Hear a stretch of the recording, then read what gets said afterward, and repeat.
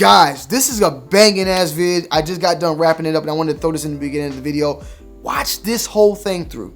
If you ain't ever watched one full video of mine, watch this one. We broke it down with multiple sneakers, tons of sneakers we talked about in this video. So please sit back, relax, enjoy some snacks, get some popcorn, get some drinks, click the bell, turn on post notifications, subscribe, and go ahead and hit the like button now because you're gonna love it. Let's go. I'm out. What's good, YouTube? It's your boy Tony D2 Wild checking in once again. Tony Digital bringing back another 4K visual. Back with another banger today, guys. Very special video. Very special video. Today, guys, I had to bring to you the top 10 sneakers of the past decade. Now, I had a little bit of a brain fart going in on Twitter, not realizing that the end of 2019 and once 2020 drops is the beginning of a new decade. I thought that the end of 2020, when we hit 2021, when that actually happened, that was a new decade. No. The beginning of the decade is when 2020 hits. So I had to put together, as the last list of this year, the top 10 sneakers of the past decade. Now, the best way to do this, because there is thousands, maybe tens of thousands of sneakers that's released, over the course of a decade. You know what I'm saying? What I did the best way possible was pick the best shoe of each year from 2010 to 2019, the best shoe of each year, and then from that, I then put those in order and compiled the best list. However, to go a little bit more in depth with that, I did pick the best shoe of that year, but I do mention other great shoes that released that year.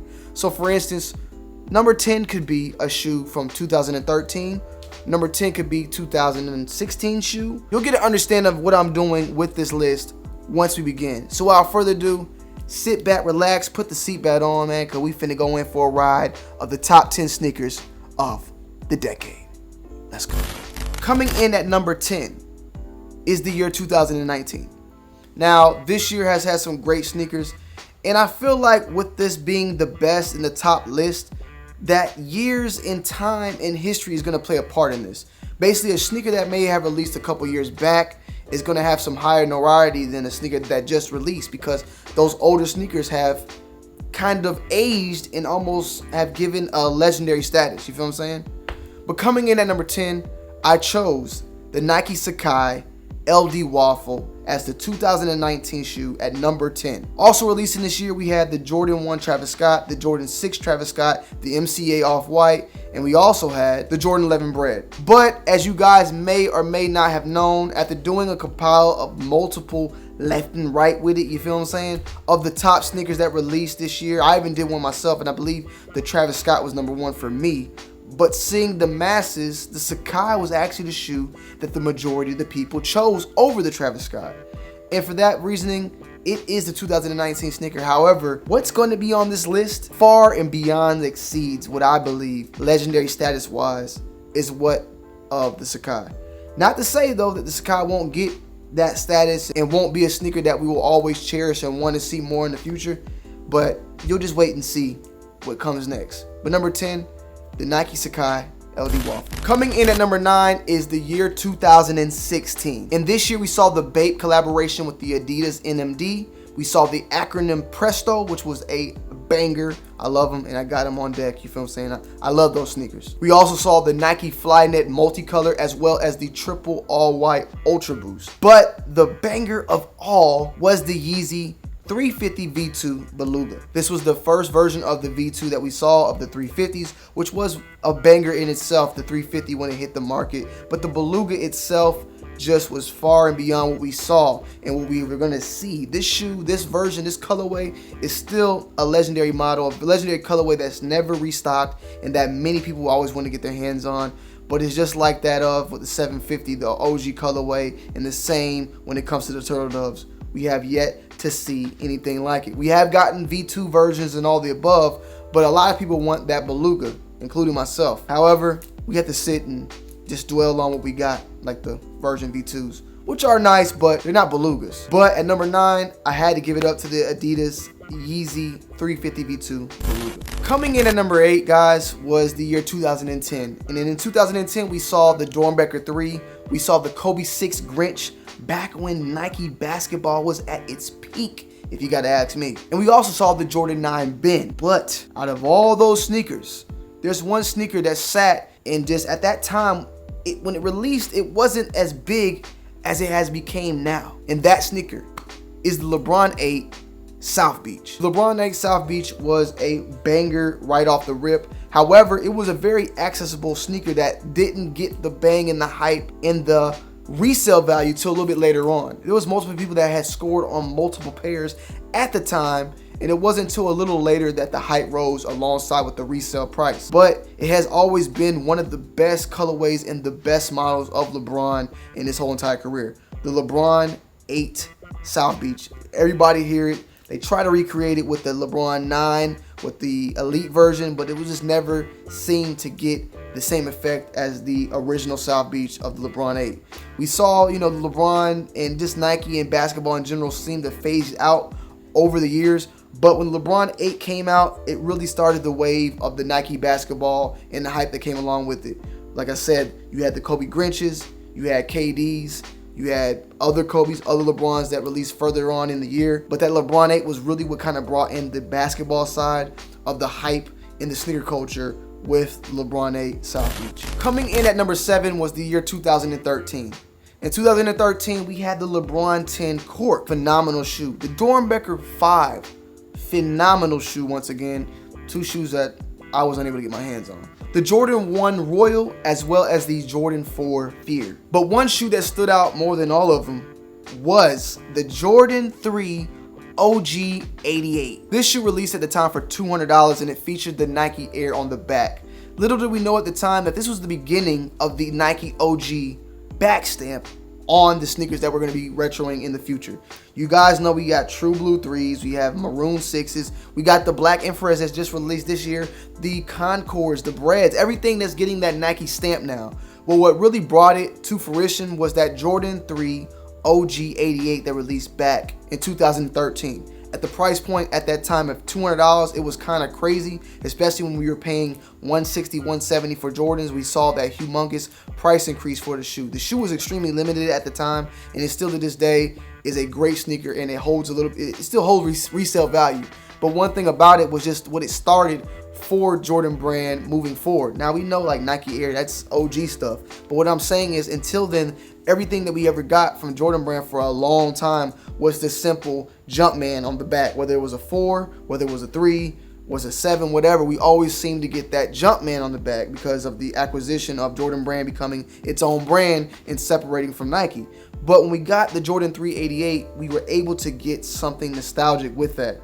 However, I do remember that the Jordan 388 had the Nike Air on the back, but it had the Jordan on the bottom, what led some people to kind of be mad because they wanted the Nike Air on the bottom as well.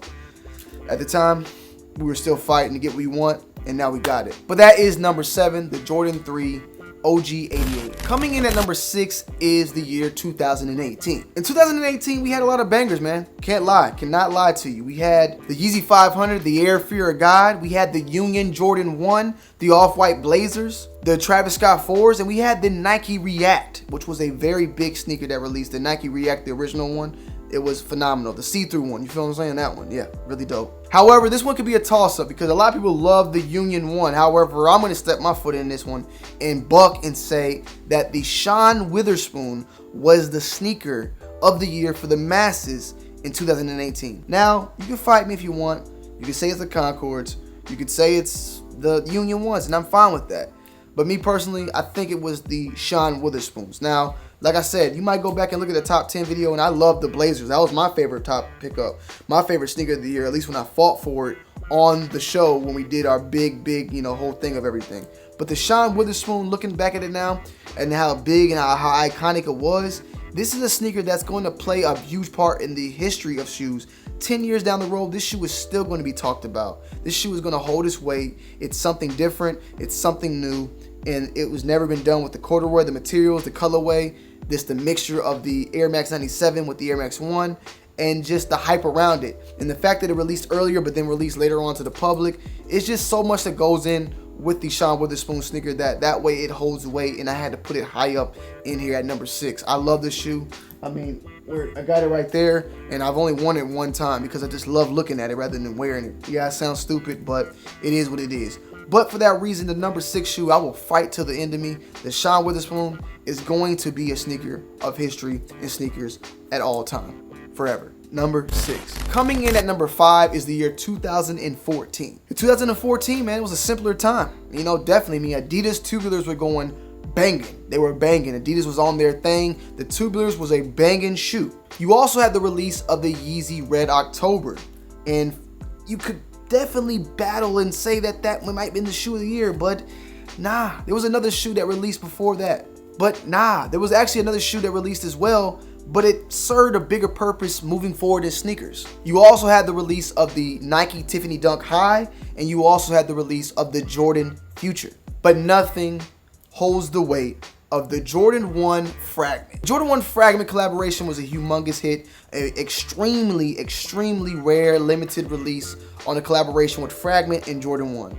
Little did we know at the time that this was the beginning of the collaboration of multiple sneakers with Jordan Brand and other lines, and multiple brands collaborating with Jordan Brand that would move on into the future, that would other brands would work with, and just begin this humongous hype train from Travis Scott to Virgil to now even with Jerry Lorenzo. We've seen so many different collaborations going on that really, when you sit back and think about it, it kind of all started with the Fragment. Now, you can go in the past and find some collaboration way before that, and you know, Nike Dunk was doing it way beforehand. But I'm talking about with Jordan Brand here, you feel what I'm saying? And I'm talking specifically on the Jordan side.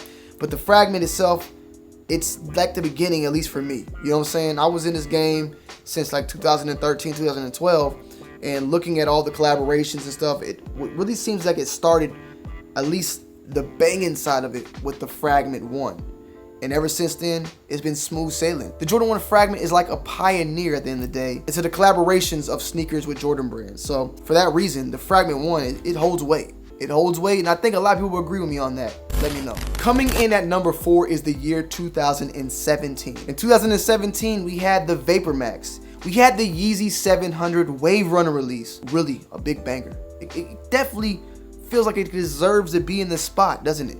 The Nike Mars Yard, that was a huge one as well. Not really one of my favorites, but it was a very well-loved sneaker that released in that year. And the Cause 4, a very big hype, and we haven't really seen much of it yet. Afterward, we had the gray one and we had the black one. We haven't seen anything else though since then. However, the shoe that sits above all is the Off-White Jordan 1 Chicago. The Off-White Jordan 1 Chicago was a banger. It was the release of the top 10, the Virgil 10 of the Off-White collaboration with Nike as well with Jordan Brand. The Off-White was the beginning of a whole new stage in life. As I stated before, the Fragment was definitely the pioneer, but the Off-White seemed to set something far and beyond. Now, we're going to be a battle. It's going to be a battle of y'all in the comments who say they love the Fragments over the Off-White. But I feel like what Virgil did with sneakers in general, the deconstructing and the reconstructing, was just something so far beyond what Fragment did with their just simple stamp. Not to knock them, but just saying. What Virgil did was something we never saw. You know what I'm saying? The way he did this shoe, the way he deconstructed it, it brought a new light into sneakers and the reimagination of them. We've seen that being followed up with like Sacai and even the inline sneakers that Nike was using alongside with the stuff that Adidas and other brands are using. Little things that Virgil did carried on into other sneakers in the near future. The de-stressing, the flipping in and out. Virgil started something very big when he dropped this, and specifically out of that 10, the Jordan 1 Off-White Chicago was the far beyond the number 1 banger for its buck in 2017. And that reason, it's got to be number 4. You know what I'm saying? I got to give it respect. It's hype, I know, but it's a little bit bigger than that.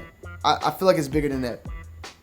Feel free to comment. Coming in at number 3, guys, is the year 2015. In the year 2015, we had the Yeezy 350 Boost. Yeah, you would think that might be the shoe. Nah. I got to give it up to something else because of that. You got the Ronnie Fieg collaboration of the ASIC Gel. You had the Don C Jordan 2. And you had the Nike Sock Dart. Remember the Sock Darts? I love it. I still got a pair of Sock Darts. I love them. It is what it is. But the shoe that reigns supreme in all of this is the Adidas Ultra Boost. The Adidas Ultra Boost, the OG one. The one that Kanye wore. The one that when Kanye made the transition from Nike to Adidas and began the hype, the extreme, the explosion of Adidas and Boost. In the beginning of Boost is what moved forward Adidas in their just massive wave of drops and shoes. It all began because of the Ultra Boost at the end of the day. Now it was, Adidas wasn't, the Ultra Boost was not the first shoe to sell the Boost sneaker, but it was the first shoe to give it its life. You feel what I'm saying? We saw the Ultra Boost come out, especially from Kanye with the OG colorway, and then multiple other colorways came out. They sold out instantly. Kanye dropped his 750 that had the Ultra Boost in it. Then he dropped his had the boost in it. Then he dropped his 350 that had the boost in it, and it just went crazy and beyond. And Ultra Boost just did their thing for about 4 or 5 different variations of materials. And I still got Ultra Boost at the end of this day. I don't wear them as much, but the Ultra Boost did something phenomenal and changed the whole mindset of the sneaker culture, in my opinion. The way we think of comfort, the way we think of style, those type of shoe it was. It was not a shoe that we were used to wearing, but we were able to wear it and make it look good. And the comfortability, knowing to not only just go after what looks good, but what actually feels good. And Adidas did that with Ultra Boost. It just opened the door to a whole nother, at least for me, style and just shoe. You know what I'm saying? And they brought it out in different variations, from the Ultra Boost to the Pure Boost to the Y3s that came out with the boost in it, to the night joggers now that we have. The whole Yeezy series, all the 700s, the 350s, the 350 V2s, the 750s. We've seen so much, and it's all came really from the granddaddy of them all, the Adidas Ultra Boost, and what has been set forth there. And what went beyond, man. Number 3, I got to give it up to the Ultra Boost. It is what it is. Coming in at number 2, guys, is the year 2011. You should know what this one is. In the year 2011, we had the KD4 Weatherman. The Weatherman is like one of the it's a grail. One of the grails of all Nike basketball sneakers. The Concord 11 dropped way back then. That was the Concord 11 that really started the sneaker hype and the Christmases that people lined up in massively. The Concord was the shoe in 2011 that started the sneaker craze and the sneaker hype and the lining up. Now, we know it's been going on since the 80s, but the new generation, that Concord was the one that really just made it go crazy. We had the Black Cement 3s drop with the Jordan Air on the back, which was another banger. One in particular that I really liked also was the Band 1, the Jordan 1 with the X on the back, that also released back in 2011. But the biggest shoe, and I hate to put it on the list, I was going to actually put this one at number 10, but it just was, even though it was not a very accessible sneaker, it was still a sneaker that changed the game for the culture. And it almost became like a shrine to every sneakerhead. And that is the Nike Air Mag. The Nike Air Mag release, but it was a charitable release. It was charity. You had to go through charity. And I think the charity was even through eBay or something like that. But the Air Mag releasing was a little bit more than just a release. It was like the future being brought back into the sneaker culture. And we saw it released. We were unable to get our hands for it, but it became like a shrine. It became almost like a monument. You know what I'm saying? It's a Mount Rushmore. The Nike Air Mag is still to this day that is that way. And we've seen now that they re-released them later on with the auto lacing system and all that. But like the Nike Air Mag is the sneaker that everybody wants. They want that shoe in their collection. Do they want to spend the money? Hell to the nah. But every person would love to have a Nike Air Mag on the shelf. It's just like, it's like a grail. It's a grail for every person out there. You don't have to like how it looks. You don't like the hype. But if you don't like Back to the Future, my nigga, you ain't a normal person. You need to click off my goddamn video and go unsub. If you got a problem with Back to the Future, then you got a problem. People don't love the shoe. This is the shoe that people don't love it for any athlete, for any type of fashion person, rapper, whatever. We love this shoe because of Marty McFly and Doc. And Back to the Future. We love the movie. I love it. And it's the thing about it, the futuristic vibes to it, the fact that the years that was in the movie was the year that like it came back and re-released, and just everything about it. The shoe itself represented the future in sneakers, the future in our world, and it's everything about it, man. It just also, it was a lot of goddamn money. So it was just, it's everything. It's the grail for all grails, but it is number 2, so there is a number 1. Coming in at number 1, guys, is the year 2012. In 2012, we were probably in one of the biggest moments of being a sneakerhead. This was when it was like really fun.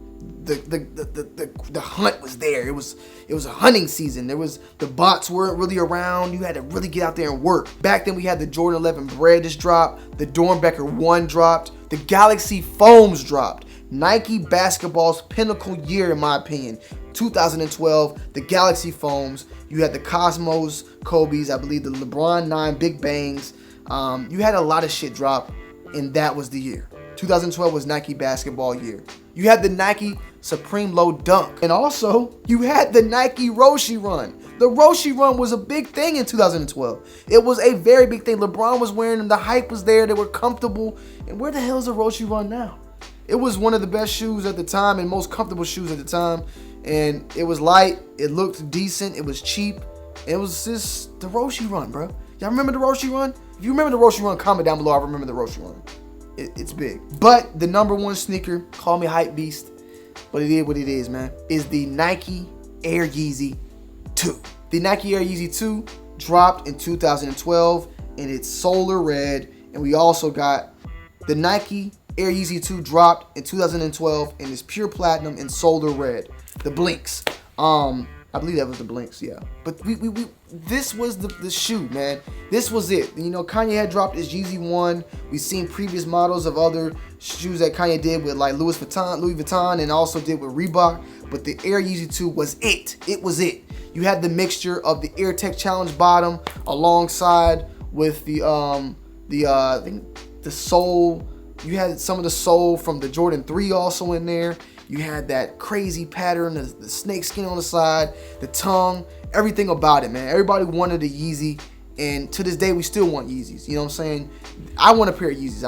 I want a pair. You know, Kyrie's redropped a pair that his shoe that looks very similar to it. You can hate him if you want. You can hate it. You're gonna hate it more than likely. You'll hate the shoe more likely than because of the hype more than you not liking it. That's just how I see it with a lot of people. I would like to own a pair of Yeezy 2s because it was a time when where we're at now, the beginning of that. You know what I'm saying? Like, we're at an age now where Off-White is popping. You got Travis Scott popping, Yeezy's popping. Like, all these different, you know, personas are now having a big impact in these brands. Drake, Travis Scott, Virgil, Jerry Lorenzo, Kanye, you know,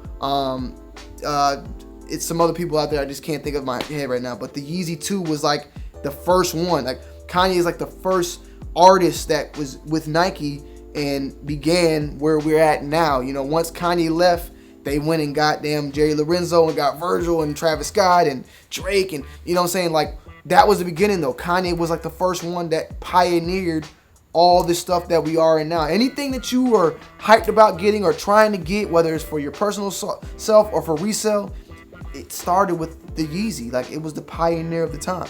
The collaboration with the actual artists and seeing that now we got, you know, you even remember the damn the cruises and stuff like that. Like, we started seeing athletes getting more and more sneakers, artists getting more and more sneakers, OBJ, you know, just so much stuff started with that shoe in my opinion, and that's why I had to put this one at number 1. So yeah, guys, I hope you guys enjoyed today's video. I felt this was a really fun video. I really hope this video can get like over 100,000 views, in all honesty. I really like this video, the way I broke it down and talked about everything. It was like a history lesson.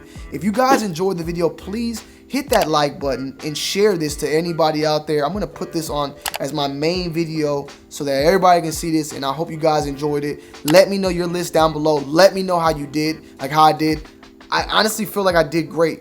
That's just me personally. Like, I feel confident in this list, and if you agree with me, let me know how I did out of 1 to 10. Like, if you don't want to give me your top 10 list, say, Tony, I gave you 8.5. I gave you 85 or a 90 on your test score or 100. Let me know that. I love to hear you guys' feedback. Hit the like button, comment, and subscribe. And yeah, man, it's a banger. I'm out. Peace.